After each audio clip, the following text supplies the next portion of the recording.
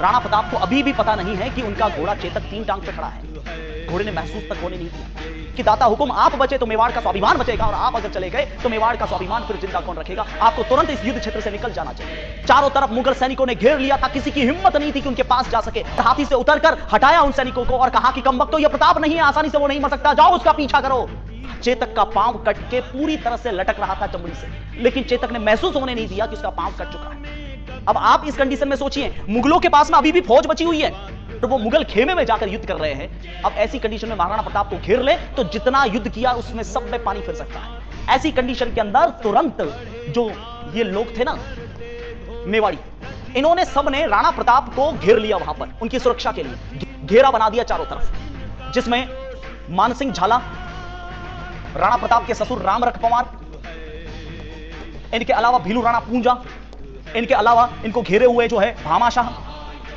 शायद सैनिकों की संख्या बिल्कुल भी ज्यादा नहीं थी। इधर जब मानसिंह को भाला पड़ा ना, तो स्वाभाविक सी बात है उनको बचाने के लिए भी मुगल सैनिक कोशिश करेंगे। तो इधर मानसिंह को भी मुगलों ने घेर लिया, मुगल सेना ने, उनकी सुरक्षा के लिए। तो मानसिंह के चारों तरफ भी एक घेरा हो गया, लेकिन यह घेरा बड़ा था, यह घेरा छोटा था। जब मानसिंह को होदे में होश आया तो उन्होंने कहा अपने सैनिकों को कि कमबख्तों, मेरी सुरक्षा छोड़ो, पकड़ो उसको। आप सोचिए कि इस कंडीशन के अंदर क्या हो सकता है। यह घेरा यहां से उठ के यहां पर आ गया, यानी चारों तरफ मुगल सैनिकों ने घेर रखा है, बीच में मेवाड़ी सैनिक घिरे हुए हैं और राणा प्रताप को, क्योंकि उनकी सुरक्षा सबसे ज्यादा महत्वपूर्ण है।